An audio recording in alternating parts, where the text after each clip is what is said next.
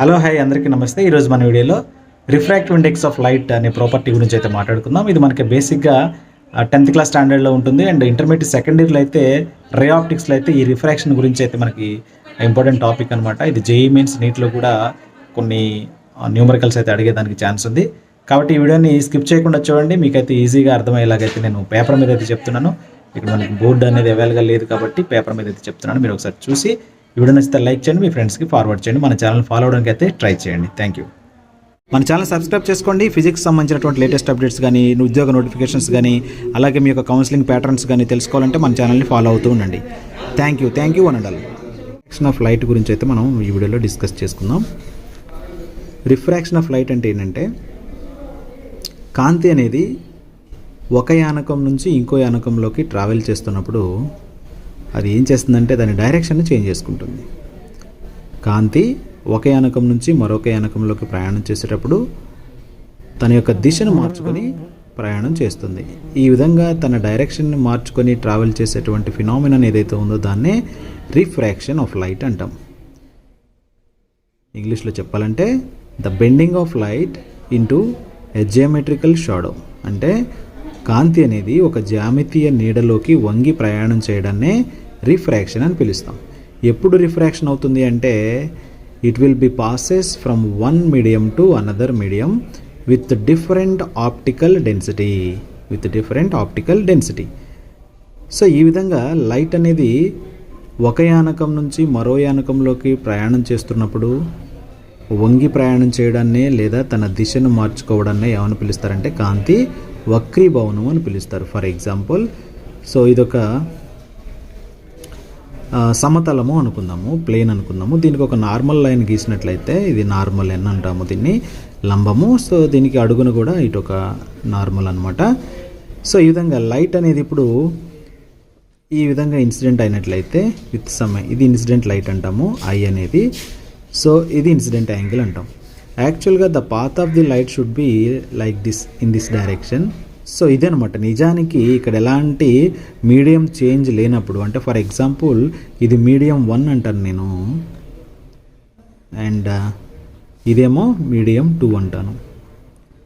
అంటే వేరు వేరు వెనకాలు అని చెప్పడం కోసం ఇలా అనమాట. సో ఫర్ ఎగ్జాంపుల్ ఇది ఎయిర్ అన్నట్లయితే ఇది వాటర్ అనుకుందాం, ఓకేనా. అంటే ఈ పార్ట్కి పైన ఉన్నటువంటిదంతా కూడా ఎయిర్ అని అర్థం, కింద ఉన్నటువంటిది కూడా వాటర్ అని అర్థం. సో కాంతి అనేది కొంత కోణంతో పతనం చెందినప్పుడు ఇక్కడ ఎలాంటి మీడియం చేంజ్ లేదనుకోండి, ఫర్ ఎగ్జాంపుల్ ఇది కూడా ఎయిర్ మీడియం అనుకోండి, ఇక్కడ కూడా ఎయిరే ఉందనుకోండి, అప్పుడు ఏమవుతుందంటే ఈ డైరెక్షన్లో ట్రావెల్ చేయాలి. కానీ ఎప్పుడైతే మీడియం చేంజ్ అవుతుందో ఈ డైరెక్షన్ వదిలేసి it will be changes it's direction like this, ఈ విధంగా బయటకు వచ్చేస్తుంది. ఇది ఇన్సిడెంట్ రే అనుకుంటే దీన్ని మనం ఇప్పుడు ఈ మీడియం నుంచి వచ్చేటువంటి రిఫ్రాక్టెడ్ రే అని పిలవచ్చు అనమాట. సో రిఫ్రాక్టెడ్ రే అంటాం. The angle between normal and to the ray it is known as the refracted angle అని చెప్తాం, స్మాల్ ఆర్తో డినోట్ చేస్తాం, ఓకేనా. సో ఇక్కడ ఈ రిఫ్రాక్టెడ్ రే ఎప్పుడు కూడా నార్మల్ లైన్కి దగ్గరగానే ఉంటుంది. ఎప్పుడు in case of the light will be passes from rarer medium to denser medium. rarer అంటే మీకు చెప్తాను ఇప్పుడు, rarer medium to denser medium. ఇది డెన్సర్ మీడియం అన్నాను. ఎందుకని నేను డైరెక్ట్గా రేరర్ మీడియం డెన్సర్ మీడియం అని చెప్పాను అంటే, ఇక్కడ ఎయిర్ అనుకున్నాం ఫస్ట్ మనం, ఇక్కడ మనం వాటర్ అనుకున్నాం. ఎయిర్తో కంపేర్ చేసినప్పుడు వాటర్ అనేది denser object. So here in the air the molecules the number of molecules per unit volume is very less to comparatively in the water. ఒక ప్రమాణ ఘనపరిమాణంలో ఉన్నటువంటి ఇక్కడున్నటువంటి వాయు అణువుల కంటే ఒక ప్రమాణ ఘనపరిమాణంలో ఉన్నటువంటి నీటి అణువుల సంఖ్య ఎక్కువ కాబట్టి దీనికి డెన్సిటీ ఎక్కువ ఉంటుంది వాటర్కి. సో రేరర్ మీడియం నుంచి డెన్సర్ మీడియంలోకి ఎప్పుడైతే కాంతి అనేది ప్రయాణం చేస్తుందో డెన్సర్ మీడియంలో ఉన్నటువంటి ఆ రిఫ్రాక్ట్ అయినటువంటి కాంతి కిరణము నార్మల్ లైన్కి దగ్గరగా ఉంటుంది, this is the fact you have to remember here. అర్థమవుతుందా? రేరర్ మీడియం నుంచి డెన్సర్ మీడియంలోకి కాంతి ప్రయాణం చేస్తున్నప్పుడు రిఫ్రాక్టెడ్ రే అనేది లంబానికి లేదా నార్మల్ లైన్కి దగ్గరగా ఉంటుంది. ఎందుకని దగ్గరగా ఉంటుంది ఆలోచించండి. ఎందుకని దగ్గరగా ఉంటుందంటే డెన్సర్ మీడియం అంటున్నాం మనం. డెన్సర్ మీడియం కాబట్టి సాంద్రత ఎక్కువగా ఉంటుంది. సాంద్రత ఎక్కువగా ఉంది అంటే the speed of light should B decreases. ఎక్కువ సాంద్రత ఉంది కాబట్టి లైట్ యొక్క స్పీడ్ తగ్గిపోతుంది. ఈ పార్ట్లో అంటే ఈ మీడియంలో లైట్ యొక్క స్పీడ్ తగ్గిపోతుంది. పైన ఉన్న పార్ట్లో లైట్ యొక్క స్పీడ్ ఎక్కువగా ఉంటుంది, కింద ఉన్న పార్ట్లో లైట్ యొక్క స్పీడ్ తక్కువగా ఉంటుంది. కాబట్టి రిఫ్రాక్టెడ్ రే అనేది ఎప్పుడు కూడా నార్మల్ లైన్కి దగ్గరగానే ఉంటుంది డెన్సర్ మీడియంలో. అర్థమైందా? సో ఇంకొకటి ఇక్కడ వెలాసిటీ తక్కువగా ఉంటుంది అంటున్నాను. డెన్సర్ మీడియంలో వెలాసిటీ తక్కువ, కానీ రిఫ్రాక్టివ్ ఇండెక్స్ ఈజ్ మోర్. ఇక్కడ నేను యారో సింబల్ పెట్టానంటే పైకి పెట్టాను కాబట్టి ఎక్కువ అని అర్థం, కిందకి పెట్టాను కాబట్టి తక్కువ అని అర్థం. వెలాసిటీ తక్కువ ఉన్న దగ్గర రిఫ్రాక్టివ్ ఇండెక్స్ ఏమవుతుంది? ఎక్కువ అవుతుంది. మరి ఇక్కడ చూడండి, రేరర్ మీడియంలో velocity is more, v is more, but refractive index mu is less. పైన రేరర్ మీడియంలో ఉన్నటువంటి రిఫ్రాక్టివ్ ఇండెక్స్ అనేది తక్కువగాను, డెన్సర్ మీడియంలో ఉన్నటువంటి రిఫ్రాక్టివ్ ఇండెక్స్ ఎక్కువగాను ఉంటుంది. రేరర్ మీడియంలో వెలాసిటీ ఆఫ్ లైట్ అనేది ఎక్కువగాను, డెన్సర్ మీడియంలో వెలాసిటీ ఆఫ్ లైట్ అనేది తక్కువగాను ఉంటుంది. సో ఈ బేసిక్ కాన్సెప్ట్ మీకు తెలిస్తే రిఫ్రాక్షన్ ఆఫ్ లైట్ ఈజీగా అర్థమవుతుంది అనమాట. సో సెకండ్ కేసు చూద్దాం. సెకండ్ కేసు అంటే ఏంటి? ఇప్పుడు మనకి రేరర్ మీడియం నుంచి డెన్సర్ మీడియంలోకి వచ్చింది కదా, ఇప్పుడు డెన్సర్ నుంచి రేరర్లోకి వెళ్ళిపోదాం. డెన్సర్ నుంచి రేరర్ మీడియంలోకి వెళ్దాం. ఒకసారి చూద్దాం. చూడండి, ఇప్పుడు నేను లైట్ అనేది డెన్సర్ మీడియం నుంచి రేరర్ మీడియంలోకి వస్తుంది అంటాను. డెన్సర్ మీడియంలోంచి రేరర్ మీడియంలోకి. సో ఈ విధంగా లైట్ ఇన్సిడెంట్ అయినట్టయితే ఇది యాంగిల్ ఆఫ్ ఇన్సిడెన్స్ అంటాము. ఇది యాక్చువల్గా ఇక్కడ మీడియం చేంజ్ అవ్వకుండా ఉంటే ఎలా ఉండాలి? ఇలా స్ట్రైట్ వేలో వెళ్ళిపోవాలి. కానీ ఏమవుతుందంటే ఇది ఈ విధంగా ట్రావెల్ చేయాలి మనకి ఎలాంటి మీడియం చేంజెస్ లేనప్పుడు. కానీ it will be bending like this. ఈ విధంగా బెండ్ అవుతుంది. దీన్ని ఇప్పుడు ఏమంటామంటే ఇది రిఫ్రాక్టెడ్ యాంగిల్ అంటాం. సో ఇక్కడ చూడండి, రిఫ్రాక్టెడ్ యాంగిల్ అనేది ఇది నేనేమంటాను? డెన్సర్ మీడియం అంటున్నాను. రివర్స్లో ఫస్ట్ దానికి రివర్స్ అంటే ఫర్ ఎగ్జాంపుల్ ఇది గ్లాస్ మెటీరియల్ అనుకుందాం. గ్లాస్ నుంచి లైట్ ఎక్కడికి వస్తుంది? ఎయిర్లోకి వస్తుంది అన్నాను. సో ఎయిర్ అనేది rarer medium compare to the glass material. So ఇది రేరర్ మీడియం అంటాం. అంటే ఇక్కడ ఈ కాన్సెప్ట్లో మనకి light will be passes through the passes from the. ఈ సిచ్యువేషన్లో మనకి ఏంటంటే లైట్ అనేది డెన్సర్ మీడియం నుంచి రేరర్ మీడియంలోకి పాస్ అవుతుంది. అలాంటప్పుడు చూడండి, రిఫ్రాక్టెడ్ రే అనేది నార్మల్ లైన్కి దూరంగా జరుగుతుంది. ఇక్కడ చూడండి, రిఫ్రాక్టెడ్ రే అనేది నార్మల్ లైన్కి దగ్గరగా ఉంటుంది. ఇక్కడ చూడండి, రిఫ్రాక్టెడ్ రే అనేది నార్మల్ లైన్కి దూరంగా ఉంది. సో హియర్ ఇక్కడ ఏం చెప్తున్నామంటే whenever the light will be passes from the denser to rarer medium, the speed of light should be increases. అంటే రేరర్లో స్పీడ్ ఇంక్రీజ్ అవుతుంది కదా, డెన్సర్లో స్పీడ్ తక్కువగా ఉంటుంది. రేరర్లో ఏమవుతుంది? స్పీడ్ ఇంక్రీజ్ అవుతుంది. స్పీడ్ ఇంక్రీజ్ అవగానే ఏమవుతుంది? స్పీడ్ ఇంక్రీజ్ అవగానే it will be far away from the normal line. Refracted ray అనేది ఏమవుతుంది? Far away from the normal line అవుతుంది. ఓకేనా? సో ఇక్కడ కూడా చూడండి మీరు, నేను ఫర్ ఎగ్జాంపుల్ ఇక్కడ ఆల్రెడీ నేను వెలాసిటీ తక్కువ అన్నాను. వెలాసిటీ తక్కువ ఎందుకని డెన్సర్ మీడియం కాబట్టి. ఇక్కడ రిఫ్రాక్టివ్ ఇండెక్స్ ఏమవుతుంది? ఎక్కువ అవుతుంది. ఇక్కడ వెలాసిటీ ఎక్కువ, రిఫ్రాక్టివ్ ఇండెక్స్ ఏమవుతుంది? తక్కువ అవుతుంది. సో ఆపోజిట్ అనమాట. ఫస్ట్ దానికి యాజ్ ఇట్ ఈస్గా ఆపోజిట్గా ఉంటుంది మీరు ఒకసారి కంపేర్ చేస్తే. సో ఇది రిఫ్రాక్షన్ ఆఫ్ లైట్కి సంబంధించినటువంటి బేసిక్ ఇన్ఫర్మేషన్ అనమాట. దీన్ని నేను ఇంకా ఎక్స్టెండ్ చేస్తాను. ఒకసారి చూడండి, రిఫ్రాక్టివ్ ఇండెక్స్ అంటే ఏంటి అసలు? ఫస్ట్ రిఫ్రాక్టివ్ ఇండెక్స్ని మ్యూ అనే లెటర్తో అయితే డినోట్ చేస్తారు. మ్యూ.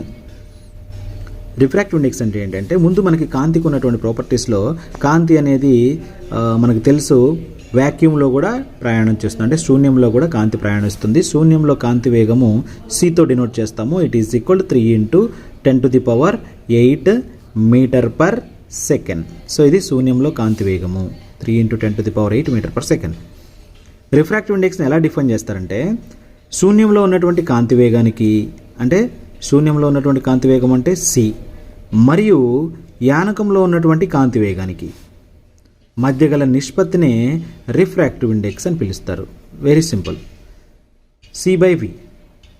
సి అంటే ఏంటి, శూన్యంలో కాంతి వేగము. వి అంటే ఏంటి, యానకంలోని కాంతి వేగము. సో ఇక్కడ రాస్తాను, c is equal speed of light in vacuum. Speed of light in vacuum, శూన్యంలో కాంతి వేగము.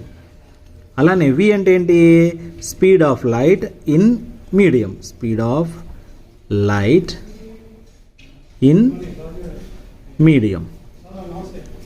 Speed of light in medium. So medium అనేది ఇక్కడ ఏదైనా కావచ్చు, ఎయిర్ కావచ్చు, వాటర్ కావచ్చు, గ్లాస్ కావచ్చు, what ever the medium it is. So ఆ మీడియంలో ఉన్నటువంటి పర్టిక్యులర్ స్పీడ్ అని అర్థం. ఎయిర్ కావచ్చు, వాటర్ కావచ్చు, గ్లాస్ కావచ్చు, ఇంకేదైనా కావచ్చు. సో ఈ రెండింటికి ఉన్నటువంటి రేషియోని ఏమంటాం, రిఫ్రాక్టివ్ ఇండెక్స్ అని పిలుస్తాం. రిఫ్రాక్టివ్ ఇండెక్స్కి యూనిట్స్ ఏమీ ఉండవు అనమాట. బికాజ్ ఆఫ్ ఇది రెండు సమాన భౌతిక రాశుల నిష్పత్తి కాబట్టి, పైన స్పీడ్ ఉంది, కింద స్పీడ్ ఉంది కాబట్టి మీటర్ పర్ సెకండ్ క్యాన్సిల్ అయిపోతే మనకి రిఫ్రాక్టివ్ ఇండెక్స్ అనేది కాన్స్టెంట్గా ఉంటుంది. సో డైమెన్షన్ లెస్ క్వాంటిటీ అని అర్థం. మనకి unit less and dimension less quantity అని అర్థం. ఓకేనా. మనకు తెలుసు refractive index of the glass, it is equal 1.5 ఉంటుంది. And the refractive index of the water mu w, it is equal 1.3 ఉంటుంది. And the refractive index of the diamond, D for diamond అని గుర్తుపెట్టుకోండి. refractive index of the diamond it is 2.4 ఉంటుంది. ఇవన్నీ constant values అనమాట. ఒకవేళ గ్లాస్లో speed కనుక్కోవాలి నేను, అంటే మ్యూ జీ వాల్యూ నాకు తెలుసు 1.5 అని. సో నేను ఏం రాస్తాను, mu G is equal C by B రాస్తాను. Because of mu is equal C by B. C అంటే ఏంటి, ఇక్కడ సి అంటే ఏంటి, దట్ ఈస్ 3 × 10⁸ బై వి మనకు తెలీదు. సో విని కనుక్కుంటే ఇట్ ఈస్ సి బై, అంటే 3 ఇంటూ ఇక్కడ రాస్తాను 3 × 10⁸ బై, వెరాజ్ మ్యూ జీ వాల్యూ రాస్తే that is equal 1.5. here it is equal 2 × 10⁸. ఓకేనా. v is equal 2 × 10⁸. Speed of light in the glass medium. అర్థమైందా. ఈ విధంగా డినోట్ చేయొచ్చు అనమాట. సో ఇప్పుడు మనం రిఫ్రాక్టివ్ ఇండెక్స్ ఆఫ్ ఎయిర్ చూద్దాము. మ్యూ ఈజ్ ఈక్వల్ టు మనకి ఫార్ములా ప్రకారం c by v. So speed of light in vacuum మనకు తెలుసు 3 × 10⁸. And speed of light in air కూడా 3 × 10⁸ అప్రాక్సిమేట్లీ ఉంటుంది. జస్ట్ డిజిట్ వాల్యూ చేంజెస్ ఉంటాయి అనమాట. So therefore you can write the refractive index of air, it is equal that is 1. So refractive ఇండెక్స్కి వెలాసిటీకి మనం compare చేసినట్లయితే, సో మనకు తెలుసు mu is equal to C by V, where mu1 is equal to, you can write that c by v1 because of c is constant at all, and mu2 is equal, you can write that c by v2, and then v1 v2 are the velocities of light in the medium. It is independent of the medium. Okay, medium to medium అనేది v1 v2 change అవుతాయి, but c value అనేది వ్యాక్యూమ్లో ఎప్పుడు కాన్స్టెంట్గానే ఉంటుంది. Therefore you can write that mu2 by mu1 it is equal, you can write c by v2 and by v1 by c. So నేనేం చేశాను అంటే cకి c cancel చేశాను. mu2 by mu1 is equal whereas v1 by v2. So ఇక్కడ రాసినట్లయితే మనం mu2 by mu1 is equal v1 by v2 అనేది, so mu2 by mu1ని we can denote like this as it is 1 mu2. So here it is the meaning that the refractive index of the second medium due to the first medium, right? The 1 mu2 is stands for refractive RI and rastan nenu RI. It is refractive index of second medium due to first medium or with respect to the first medium. అంటే ఇప్పుడు మీకు అర్థమైంది రిఫ్రాక్టివ్ ఇండెక్స్కి velocity of లైట్కి or speed of లైట్కి ratio or ఇప్పుడు మీకు అర్థమైంది ఏంటంటే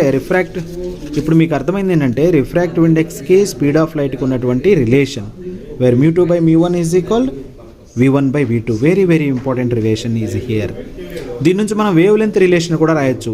వేవ్ లెంత్ రిలేషన్ ఎలా రాస్తాం, మీకు తెలుసు So v is equal to n lambda, where speed of light v is equal, so v is equal to n into lambda.